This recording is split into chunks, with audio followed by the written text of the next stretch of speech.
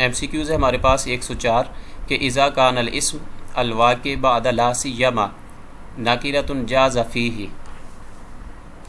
کہتے ہیں کہ اذا کان الاسم جب اسم ہوگا الواقع کہ جب اسم واقع ہوگا کب بعد لا سیما کہ جب اسم لا سیما کے بعد واقع ہوگا نکرۃ اور وہ نکرہ ہوگا جاز فیہ تو اس میں جائز ہے کہ جب اسم لا سیما کے بعد واقع ہوگا تو اس ہوگا بھی نکرہ کہ وہ اس میں نکرہ جو لا سیما کے بعد واقع ہو بعد آئے اس میں جائز ہیں جی. کیا جائز ہیں جی؟ وجہانی دو وجہیں جائز ہیں. مثلا دو وجہ سے اس کا اعراب پڑھ سکتے ہیں. ثلاثۃ اوجہ اس میں 3 طرح کا سے اعراب پڑھ سکتے ہیں. اربعۃ 4 اوجہ یا خمسۃ اوجہ.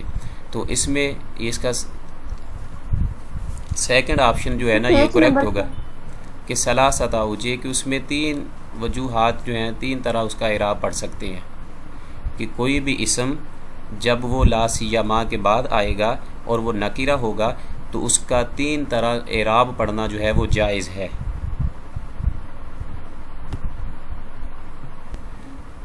تو یہ کلیئر ہے جی 104 نمبر کہ جب بھی کوئی اسم نکرہ لا سیما کے بعد واقع ہوگا تو اس کا اعراب جو ہے آپ 3 طرح پڑھ سکتے ہیں جائز ہے. مرفوع بھی منصوب بھی اور مکسور مخلصن مخلصن اور مخلصن یہ تینوں طرح پڑھنا جائز ہے. تو اس کا یہ ثلاثۃ اوجہ یہ کریکٹ آپشن ہوگا. پھر اسی طرح 105 نمبر ایم سی کیوز ہے کہ اذا کان الاسم اسم الواقع بعد لا سیما نکرۃ جاز فیہ ثلاثۃ اوجہ منہا کہ جب کوئی بھی اسم نکرہ لا سیما کے بعد آئے گا واقع ہوگا تو جاز فیہ ثلاثۃ اوجہ تو اس کا 3 طرح اعراب پڑھنا جائز ہے. اب وہ نیچے ذکر کر رہا ہے کہ وہ 3 طرح اعراب کون سا کیسے پڑھا جائے گا وہ کون سی وجوہات ہیں جائز ہیں. تو اس میں پہلے میں ہی یہ بتایا گیا ہے دیکھیں کہ الجر الرفع النصب الجر والرفع والنصب تو جر کے ساتھ بھی پڑھ سکتے ہیں جیسے مخلصن رفع کے ساتھ بھی مخلصن اور نصب کے ساتھ بھی مخلصن. تو یہ فرسٹ آپشن ہی اس کا کریکٹ ہوگا. جزم اس کے ذکر کی ہے اس کے بعد جزم دوسرے میں بھی ذکر کی ہے تیسرے میں تنوین ذکر کی ہے تو یہ تینوں درست نہیں ہوں گے.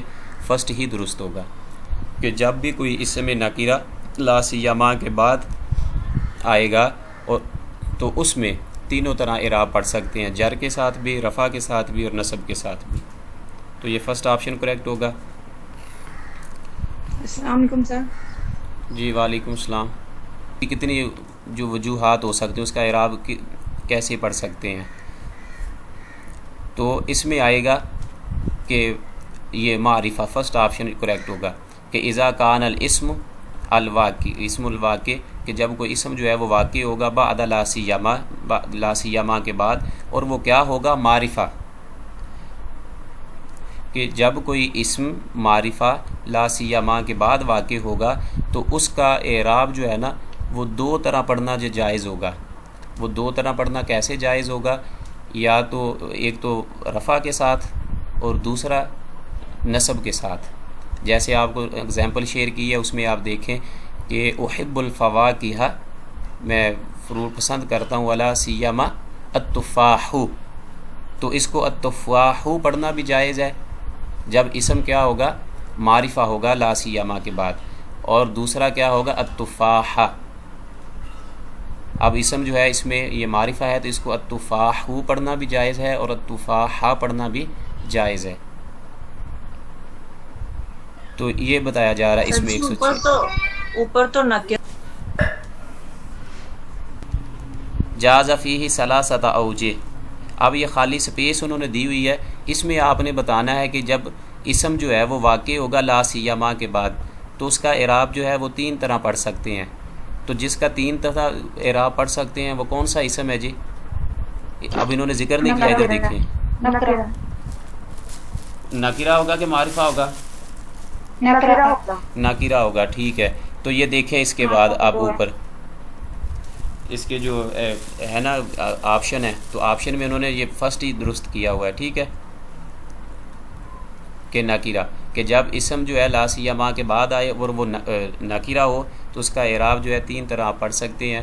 ٹھیک ہے تو یہ فرسٹ آپشن ہی اس کا کریکٹ ہے. تو جو خالی سپیس ہے نا اس میں اس میں آئے گا نکیرہ کہ اذا کان الاسم الواقع بعد لا سیما نکیرہ جاز فیہ ثلاثۃ وجہ. اور یہ جو ایم سی کیوز ہے 108 نمبر یہ بی پی ایس سی کے پیپر میں آ چکا ہے جی 2020 کے پیپر میں. اور یہ منادہ کی اگزامپل ہے، ڈیفینیشن ہے کہ اسم ظاہر وہ اسم ظاہر یذکر جو ذکر کیا جائے بعد ادات من ادوات النداء لطلب اقبال مسماہ او اتفاتہ یسمى کہ وہ اسم ظاہر جو ذکر کیا جائے بعد ادات من ادوات النداء کہ وہ اسم ظاہر جو ادوات ندا کے بعد جو ہے ذکر کیا جائے لطلب اقبال مسماہ جس کے آپ مخاطب ہیں، اس کی توجہ معزول کروانے کے لیے، اپنی طرف اس کو بلانے کے لیے، متوجہ کرنے کے لیے، تو یا کسی چیز کو اپنی طرف بلانے کے لیے، مخاطب کرنے کے لیے، تو یہ کیا کہلاتا ہے جی؟ مستثنیٰ، منادہ، حال، تمییز. تو یہ فرسٹ آپشن اس کا کریکٹ ہوگا کہ یہ منادہ کہلاتا ہے، المنادہ. جیسے ہوگا کوئی بھی مثلا یا رجل، اے آدمی، تو یا جو ہے یہ ادات ہے، ادات النداء ہے، ٹھیک ہے. اور اس کے بعد جو راجلن ہے نا، یہ اس میں ذکر کیا جا رہا ہے، یہ راجلن جو ہوگا یہ منادہ کہلائے گا.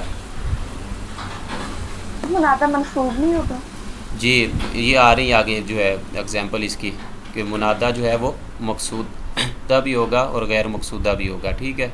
اس کو پھر منادہ کی آگے تقسیم آ جائے گی الگ سے. تو وہ اس میں ظاہر جو کسی ادات النداء کے بعد ذکر کیا جائے اور اس کا اقبال، اس کی توجہ مبذول کروانی ہو اپنی طرف، تو اس کو منادہ کہتے ہیں، ٹھیک ہے. جیسے یا رجل، اے آدمی، یا طالب، اے طالب علم، یا مسلم، یا رسول اللہ، ٹھیک ہے، یا حبیب اللہ. تو اس طرح جو ہے نا کوئی بھی آپ مثلا استعمال کر سکتے. تو جو اس کے بعد آئے گا، ادات کے بعد جو بھی اسم ہوگا ظاہر ہوگا، وہ لفظوں میں ظاہر ہوگا، تو وہ منادہ کہلاتا ہے، ٹھیک ہے. اور یہ ایم سی کیوز کہتے ہیں کہ پیپر میں بھی آ چکا ہے لاسٹ ٹائم بھی، اوپر یہ اس کو ٹک کیا ہوا ہے. اور پھر اس کے بعد ادات النداء کا ذکر کیا جا رہا ہے کہ وہ ادات النداء کون سے ہیں جس سے پکارا جاتا ہے کسی کو. تو یہ یا، ایا، حیا، ای، الحمزہ، ہیا کہتے ہیں ادوات التسمہ، ادوات النداء، کہ یا، ایا، حیا، ای، ایو، الحمزہ، ہیا ادوات، کہ یہ ادوات ہیں اور ان کا نام کیا ہے؟ تو ان کو ادوات النداء کہا جاتا ہے، ٹھیک ہے. یہ فرسٹ آپشن ہی کریکٹ ہوگا. کس کے ذریعے لوگوں کو پکارا جاتا ہے؟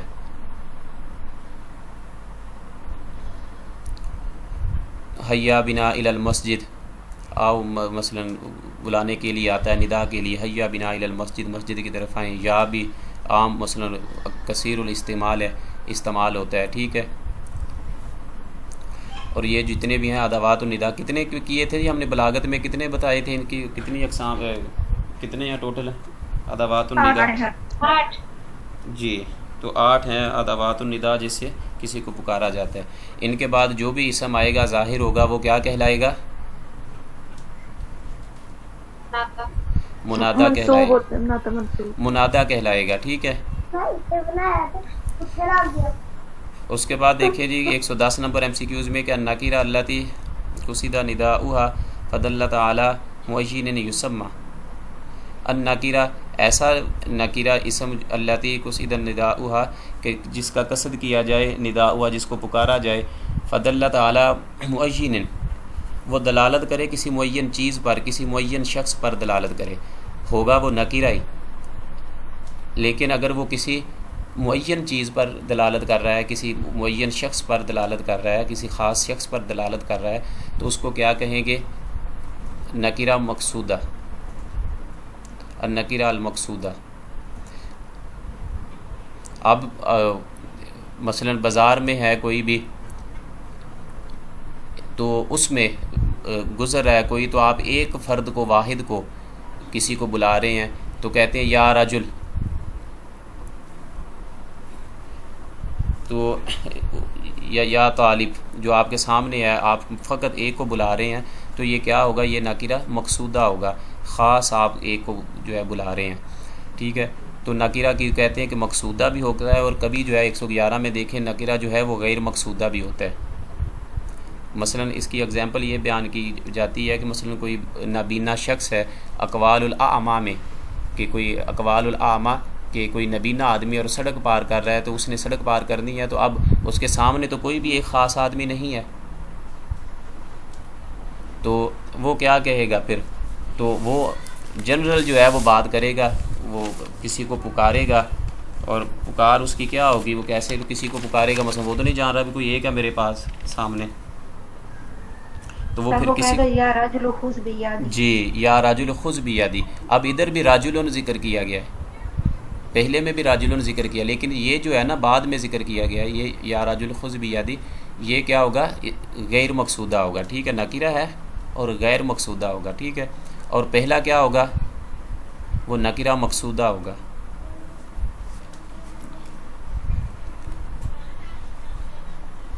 اس کا ایک MCQs آپ نے کیا تھا اختبارات میں،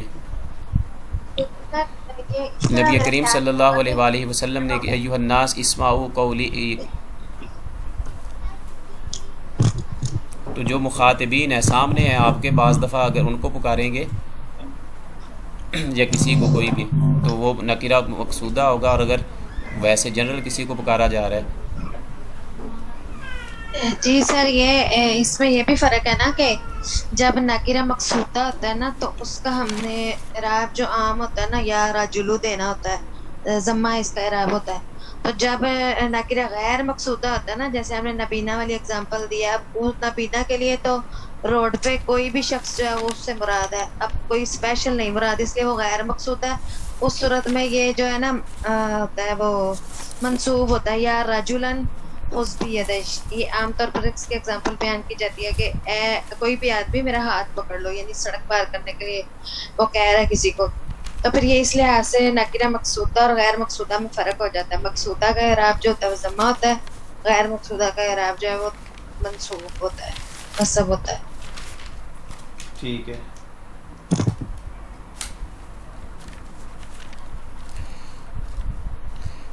تو کلیئر ہے جی، یہ بھی دونوں، ایک تو نکرہ مخصوص ہوگا، مقصودہ ہوگا، اور نکرہ غیر مقصودہ ہوگا۔ اب اس کے بعد آ رہا ہے جی بحث جو ہم نے تمییز کے اوپر ڈسکس کی ہے پہلے، کہ اسم یذکر بعد مبہم لازالۃ ابہامہ و بیان المراد منہ یسمى، یہ یا غلطی سے لکھا ہوا ہے، با ہے مبہم، کہ ایسا اسم یذکر جو ذکر کیا جائے بعد مبہم لازالۃ ابہامہ، اس کے ابہام کو دور کرنے کے لیے، لازالۃ ابہامہ، اس کے ابہام کو دور کرنے کے لیے، و بیان المراد منہ یسمى، تو وہ کیا کہلاتا ہے جی؟ وہ تمییز کہلاتا ہے۔ مثلا یہ کہا جائے کہ ان دی سلاسون، تو ان دی سلاسون، میرے پاس 30 ہیں۔ اب مبہم ہے نا یہ سلاسون، کہ میرے پاس ہیں 30، کیا ہیں جی 30؟ جیسے اوپر ہم نے کیا ہے حفنۃ، ان دی حفنۃ، حفنۃ، کہ میرے پاس ایک مٹھی ہے، کیا ہے ایک مٹھی کا؟ اب ابہام پیدا ہو گیا ہے نا، اسم یذکر، ایسا اسم جو ذکر کیا جائے بعد مبہم لازالۃ ابہامہ، ابہام کو دور کرنے کے لیے، تو اب ایک ابہام پیدا ہو چکا ہے کہ میرے پاس ان دی سلاسون، میرے پاس 30 ہیں، یا اس کے بعد ان دی حفنۃ، اب میرے پاس ایک مٹھی ہے، یا ان دی رتل، اب میرے پاس ایک رتل ہے، کیا ہے جی رتل؟ گھی ہے، تیل ہے، کیا ہے؟ تو اب ایک ابہام پیدا کر دیا ہے شروع میں، جو شروع میں ان دی سلاسون ہے یہ ممیز ہوگا، ٹھیک ہے۔ اسی طرح اس کے بعد جو ہے ان دی حفنۃ، میرے پاس ایک مٹھی ہے، یہ بھی ممیز ہوگا حفنۃ، پھر اسی طرح رتل، یہ بھی ممیز ہوگا۔ اب ابہام کو دور کرنے کے لیے ابہام کے بعد جو ہم لفظ لے کے آئیں گے، وہ پہلی بات تو منصوب ہوگا، اور وہ کیا ہوگا؟ اسم ہوگا، اور وہ منصوب ہوگا، ٹھیک ہے۔ تو اس کو ہم کیا کہتے ہیں؟ اس کو تمییز کہیں گے، ٹھیک ہے، تمییز کہیں گے۔ جیسے حضرت یوسف نے بھی کہا تھا انی رأیت احد عشر کوکبا، کوکبا وہاں پر تمییز ہے نا، رأیت احد عشر، کہ میں نے دیکھے ہیں 11، کیا دیکھے ہیں جی؟ تو اس کے بعد جب کوکبن کا لفظ استعمال کیا جائے گا تو کوکبن اسم ہے، ٹھیک ہے، اور منصوب ہے، تو اس کو ہم کہیں گے کہ پہلا احد عشرہ کیا ہے؟ یہ ممیز ہے، اور اس کے بعد جو کوکبن ہے یہ کیا ہوگا؟ یہ اس کی تمییز ہوگی۔ اسی طرح عندی حفنۃ شعیران، میرے پاس ایک مٹھی جو ہے، ٹھیک ہے، تو شعیران اس میں جو ہوگا یہ تمییز ہوگی جو ابہام کے بعد ذکر کی جا رہی ہے۔ عندی رتل زیتن، میرے پاس ایک رتل تیل ہے، ٹھیک ہے، تو یہ کیا ہوگا؟ زیتن جو ہوگا یہ بھی تمییز ہوگی۔ جو اوپر اردو میں آپ کو شیئر کی ہے نا، جس کو سمجھ میں نہیں آ رہی چیزیں وہ اس کو ایک دو دفعہ پڑھیں گے تو وہ کلیئر ہو جائیں گی اس میں سے، ٹھیک ہے۔ تو اسم ایسا اسم، اسم یذکر بعد مبہم لازالۃ ابہامہ، ایسا اسم جو مبہم اسم کے بعد ذکر کیا جائے ابہامہ، اس کے ابہام کو دور کر دے، و بیان المراد منہ، اور اس کی مراد جو ہے نا اس کو ظاہر کر دے، تو وہ تمییز کہلاتا ہے۔ یہ فرسٹ آپشن یہ کریکٹ ہوگا۔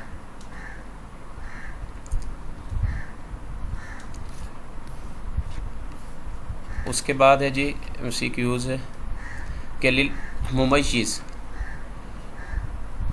ممیز کی کتنی اقسام ہوں گی؟ بتائیں جی، اوپر ہم نے یہ پڑھی تھی کتنی اقسام ہیں؟ نوعان، ثلاثۃ انواع، اربعۃ انواع، یا کہ خمسۃ انواع؟ دو اقسام ہیں، ملفوظ ہوگی اور ملحوظ ہوگی۔ ان کے نام بھی ہیں، یا تو اس کو جو ملفوظ ہے اس کو مفرد بھی کہتے ہیں اور دوسرے کو کیا کہتے ہیں؟ نسبت کہتے ہیں، نسبت، ٹھیک ہے۔ یا دونوں طرح مفرد اور نسبت سے یاد کر لیں یا دوسری طرح یاد کر لیں، یہ مثلا ملفوظ اور ملحوظ، ٹھیک ہے۔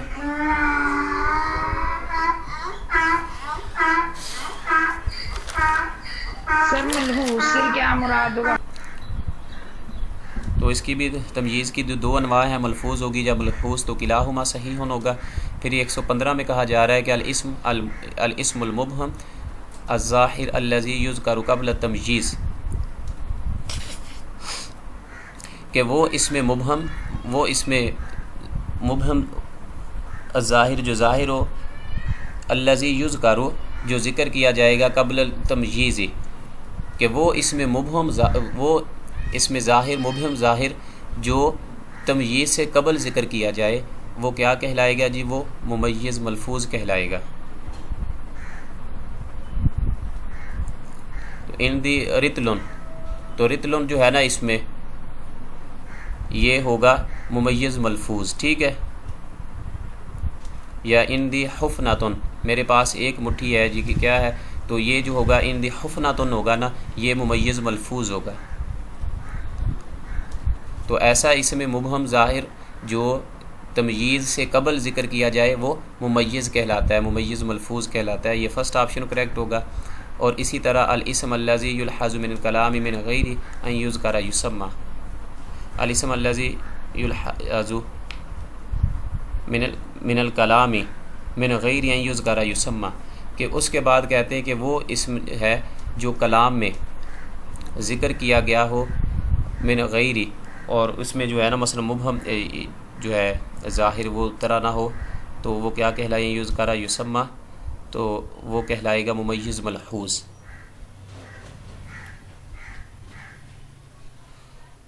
للممیز الملفوظ انواع منہا، پھر بتایا جا رہا ہے 117 میں، تو اس کے بعد ہے للممیز الملفوظ انواع منہا، کہ ممیز ملفوظ کی کتنی اقسام ہیں، جو ذیل میں ذکر کی ان میں سے بتانا ہے کہ کتنی اقسام ہیں۔ تو ممیز ملفوظ جو ہے اسماء الوزن، کبھی وہ وزن کے اسماء ہوتے ہیں، نام ہوتے ہیں، اسماء الکیل، کبھی جو کلو گرام ہے ان کے نام ہوتے ہیں کیل کے، اور اسی طرح اسماء المساحہ، کبھی یہ مسافت کے اسماء ہوتے ہیں، تو کلھا صحیح، اس کا کلھا صحیح ہوگا، یہ کریکٹ آپشن ہوگا۔ کہ ممیز ملفوظ کی جو انواع ہیں اس میں سے اسماء الوزن بھی ہے، اسماء الکیل بھی ہے، اور اسماء المساحہ یہ بھی ہے، تو اس کا کریکٹ آپشن ہوگا کہ کلھا صحیح۔ پھر اسی کے بعد ہے 118 میں کہ للممیز الملفوظ انواع منہا، تو ممیز کی ملفوظ کی جو انواع ہیں اس میں سے اسماء المساحہ پیمائش کے جو نام ہیں وہ بھی ہیں، اور اسماء العدد یہ بھی کریکٹ ہے، تو دونوں آپشن درست ہوں گے۔ تو پھر کلاہما صحیح، اس کا آئے گا کہ کلاہما صحیح، کہ ممیز ملفوظ کی جو انواع ہیں ان میں سے ایک اسماء المساحہ بھی ہے اور اسماء العدد بھی ہے، تو کلاہما صحیح، اس کا آپشن ہوگا۔ پھر اسی طرح 119 میں کہا جا رہا ہے کہ اذا کان الممیز اسم وزن